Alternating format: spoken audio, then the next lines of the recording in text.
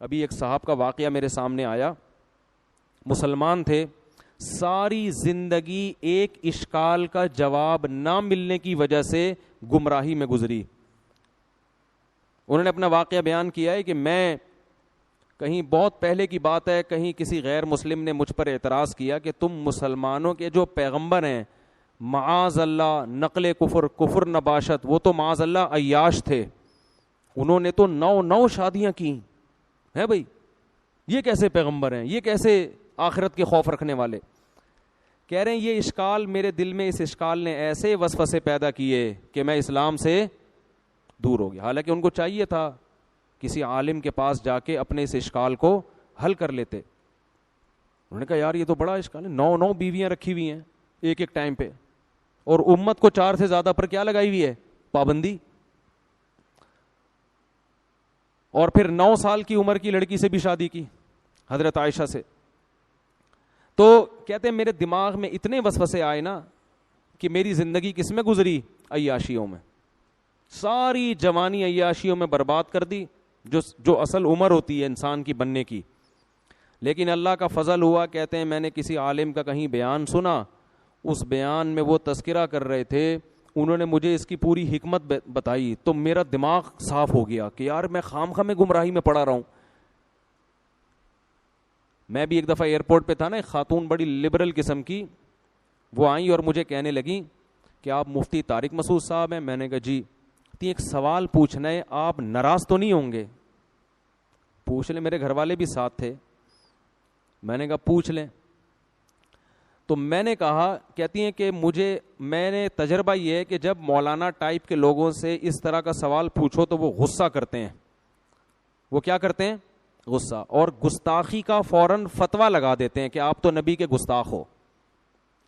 میں نے کہا آپ بالکل آزاد ہو کے سوال پوچھیں, میں آپ پہ گستاخی کا فتویٰ نہیں لگاؤں گا. العیس سوال, حدیث میں آتا ہے کہ جو محتاج ہے نا اس کا تو علاج ہی سوال میں, اگر اس پہ سوال پہ پابندی لگا دو گے وہ بیچارہ کیسے, وہ گستاخی کے چکر میں ہی لگا رہے گا. اگر ٹھیک ہے سوال مہذب انداز میں ہونا چاہیے, الفاظ شائستہ ہونے چاہیے.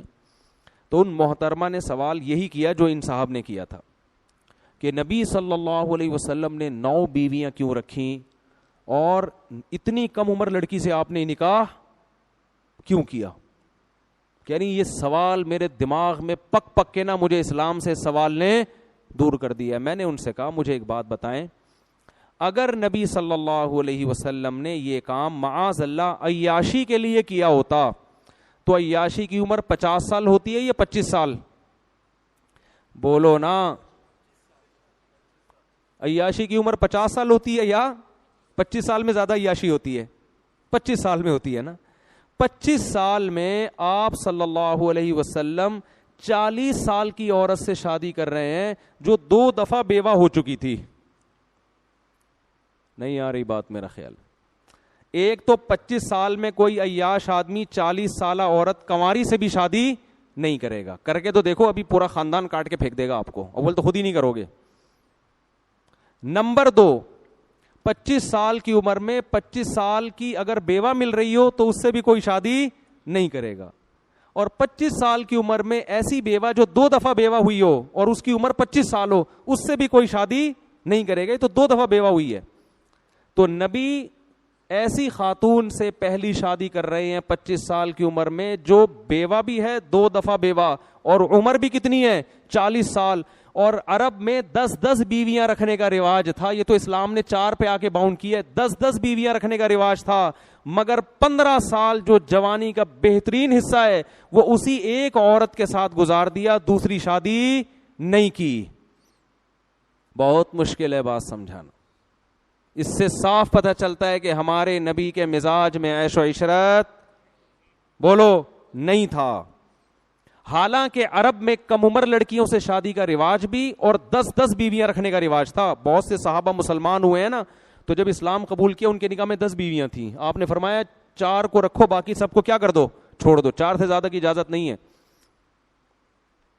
تو جس ماحول میں 10 بیویاں رکھنے کی اجازت ہے, جس میں آپ کو آفریں کی جا رہی ہیں کہ آپ اپنے مشن سے پیچھے ہٹ جائیں, عرب کی سب سے خوبصورت ترین عورتوں سے ہم آپ کی شادی کرا دیں گے, لیکن آپ صلی اللہ علیہ وسلم فرماتے ہیں کہ میرے ایک ہاتھ پہ چاند اور ایک پہ سورج رکھ دو گے میں اپنے مشن سے پیچھے نہیں ہٹوں گا. اور 15 سال آپ نے 40 سالہ بیوہ کے ساتھ گزار دیے, جوانی کا بہترین حصہ, جبکہ کلچر اور ماحول اور معاشرہ آپ کو زیادہ شادیوں کی پرمیشن کیا ترغیب دے رہا ہے. اس زمانے میں کلچر تھا, ایک کو معیوب سمجھا جاتا تھا.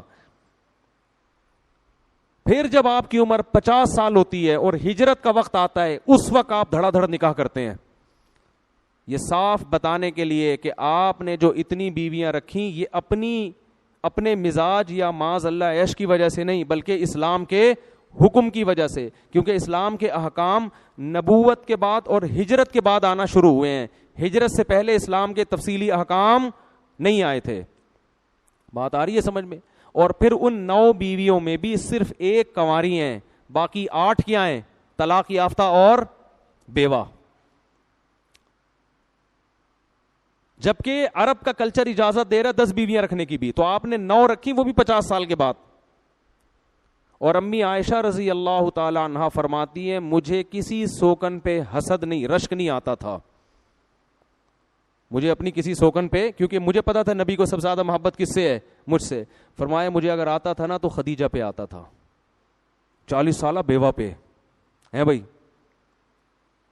جن کا انتقال ہو چکا تھا. نبی موت کے بعد بھی ان کو یاد رکھتے تھے. ایک دن امی عائشہ نے فرمایا یا رسول اللہ, بڈھی عورت سرخ جبڑوں والی, آپ اسے کیوں سوچتے ہو, اسے کیوں یاد رکھا ہے آپ نے؟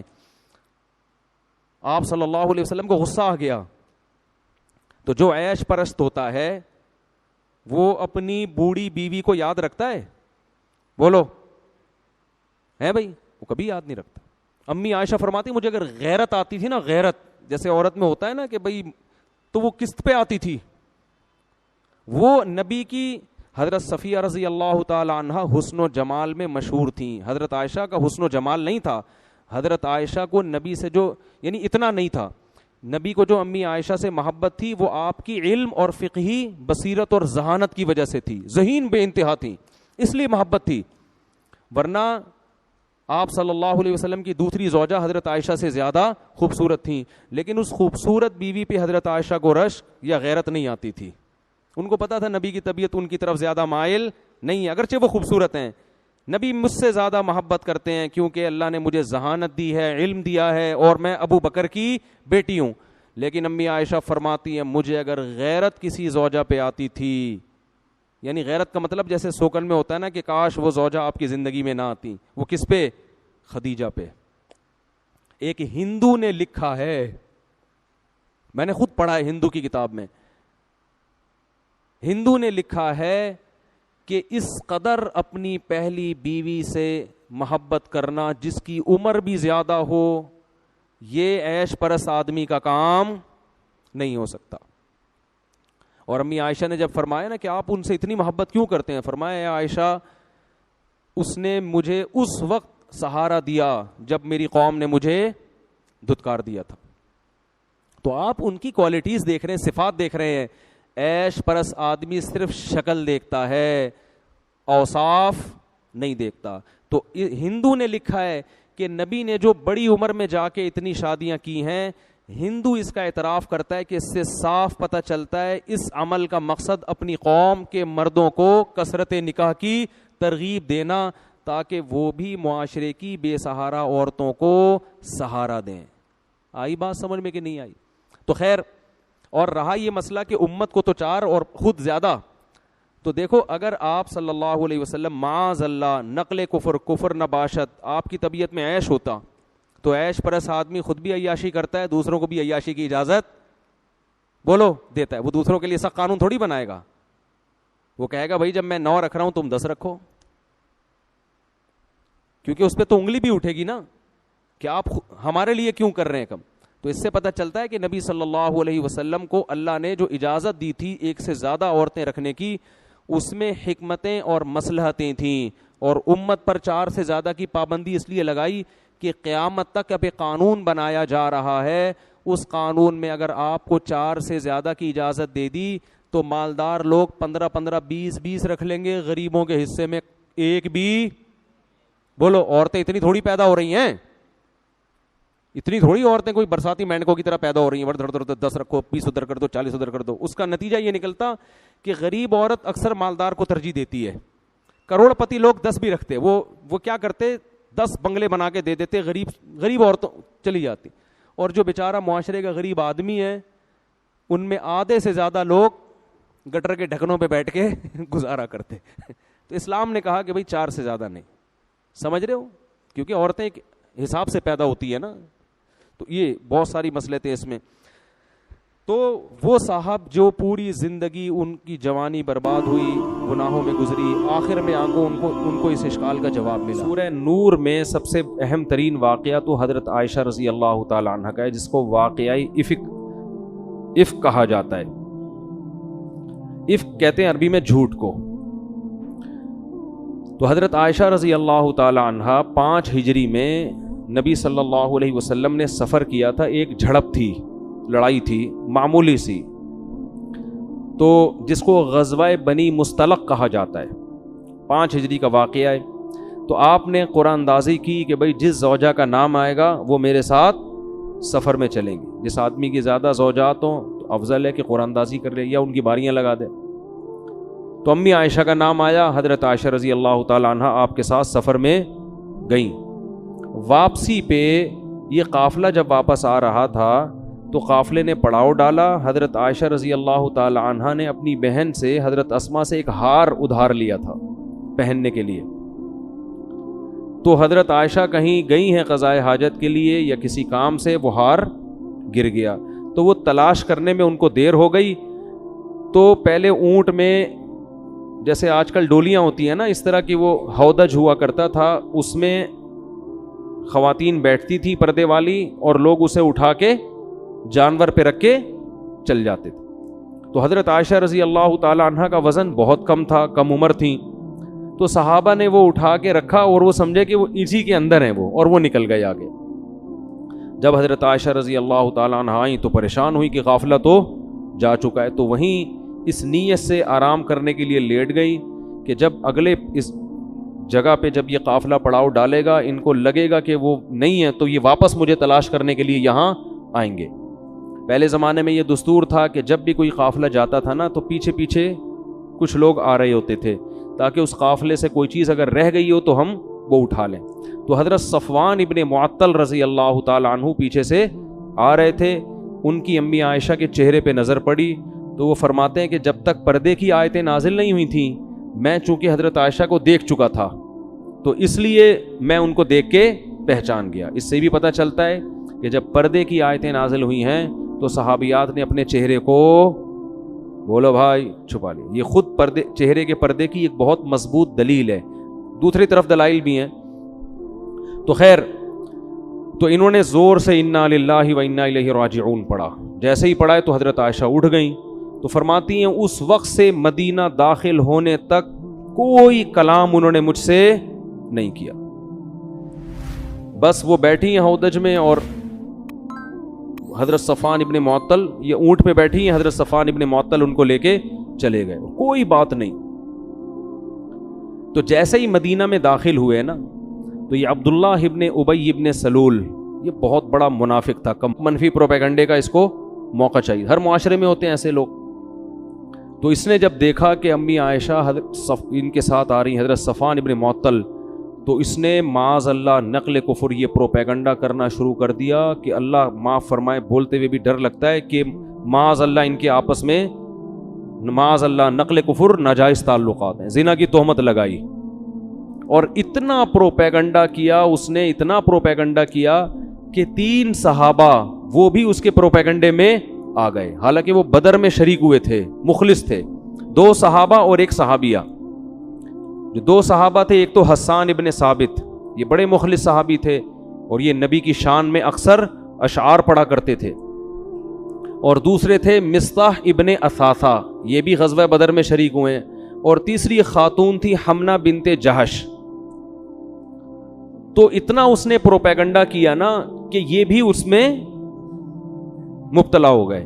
حالانکہ یہ منافق نہیں تھے، وہ تو کمبخت تھا ہی، منافق مشہور تھا. حضرت عائشہ رضی اللہ تعالی عنہ سفر سے واپسی پہ بیمار تھیں، تھکاوٹ تھی، گھر سے نہیں نکلیں. تو ایک دن وہ حضرت مستاح جو تھے نا، جو اس تہمت میں شریک تھے، ان کی والدہ کے ساتھ فرماتی ہیں کہ میں کہیں رات کو قضائے حاجت کے لیے دور گئی، تو جا رہی تھی تو کہیں پاؤں لگا ہوگا کہیں ٹھوکر، تو حضرت مستاح کی جو والدہ تھی انہوں نے اپنے بیٹے کے لیے بد دعا کی کہ وہ ہلاک ہو جائے. تو یہ فرماتی ہیں کہ میں نے کہا کہ وہ بدری صحابی ہیں، کیوں ان کے لیے بد دعا کر رہی ہو؟ تو انہوں نے کہا کہ تمہیں پتہ نہیں ہے تمہارے بارے میں کیا مشہور کر دیا ہے. امی عائشہ کو اس وقت تک پتہ نہیں تھا، تو جب انہوں کو بتایا تو حضرت عائشہ رضی اللہ تعالی عنہا بہت زیادہ روئیں اور بیمار ہو گئیں گھر کے اندر. اور نبی صلی اللہ علیہ وسلم کو بھی اطلاع ملی کہ مدینہ میں اس قسم کی خبریں مشہور. نبی صلی اللہ علیہ وسلم پہ اعتراضات کیے جاتے ہیں، آپ نے یہ کیا، آپ نے یہ کیا، آپ نے. ایک صاحب نے میرے بیان پہ اعتراض کیا، میں نے جلد نکاح کی ترغیب دی نا. ایک صاحب نے کہا کہ ان سے بولو، ان مولویوں سے بولو اپنی 9 سال کی بچی کا نکاح 50 سال کے آدمی سے کیا کریں، پھر پیغمبر کی سنت زندہ ہوگی. اعتراض سمجھ میں آیا؟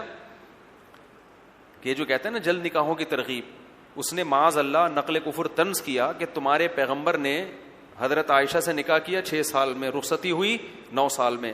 تو ان لوگوں سے بولو اپنی 9 سال کی بچیوں کا نکاح نا 50 سال کے آدمیوں سے کیا کرو، پھر ہم مانیں گے تم پیغمبر کی سنت پر عمل کر رہے ہو.